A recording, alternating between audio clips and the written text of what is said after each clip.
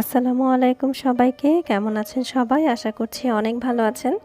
তো আজকে একটা ছোট্ট ব্লগ নিয়ে আপনাদের সামনে আমি হাজির হয়েছি।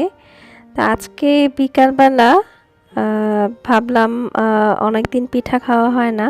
তো একটু পিঠা বানাই। সেটার জন্য আমি চালের গুঁড়া রেডি করছিলাম। তো ১ম এই আমি একটু চিন্তা করছিলাম কি পিঠা বানাবো। তারপর হঠাৎ করে মনে হলো ভাপা পিঠা বানাই। তো সেটার জন্যই আমি চালের গুঁড়া নিয়েছি এখানে প্রায় ২ কাপের মতো। অল্প করে বানাবো যেহেতু আমার হাসব্যান্ড খুব একটা খায় না পিঠা, আমি একাই খাই। তো আমার নিজের জন্যই অল্প করেই বানাচ্ছি। আমি চালের গুঁড়াতে ১ম এ কিছুটা পানি দিয়েছি। পানি দিয়ে একটু কি বলে ভাপা পিঠা বানানোর জন্য চালের গুঁড়াটা যে প্রসেস করতে হয় সেটা করে নিচ্ছি। তো একটু মানে পানি দিয়ে একটু করে চেক করে দেখছিলাম যেটা হয় কি না। আমি আসলে এর আগে কখনোই ভাপা পিঠা বানাই নাই। এটাই আমার ১ম বার বানানো। তো দেখি কেমন হয়।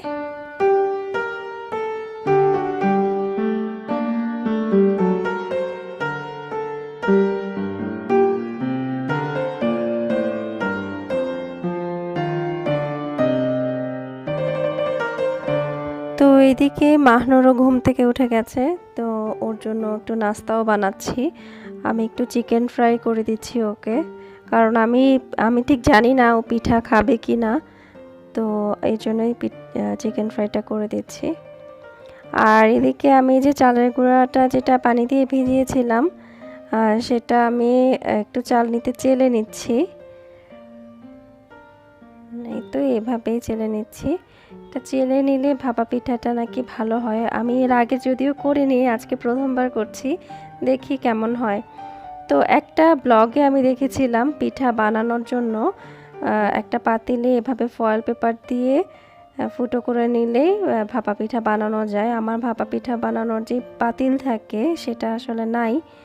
তো এর জন্যই আমি এভাবে করে দেখছি যে আসলে এটা হয় কি না। তো এইভাবে কিন্তু ভাপে দেয়া যাবে ভাপা পিঠাটা। চাইলে এরকম ভাপে দেওয়ার মতো কোনো কিছু বানালে সেটাও এভাবে করা যাবে। আমি চিকেন মোমো আমি এটাতে করেছিলাম, ভালোই হয়েছিল। আর এদিকে এই যে গুড় দেখতে পেলেন, নারিকেল কোড়ানো, আর এই যে চালের গুঁড়া। আর আমি ভাপা পিঠাটা বানানোর জন্য আমার কাছে যেহেতু বাটি নেই, তো আমি ওই ব্ল্যাক কালার যে বাটিটা দেখলেন ওটাই ইউজ করেছিলাম।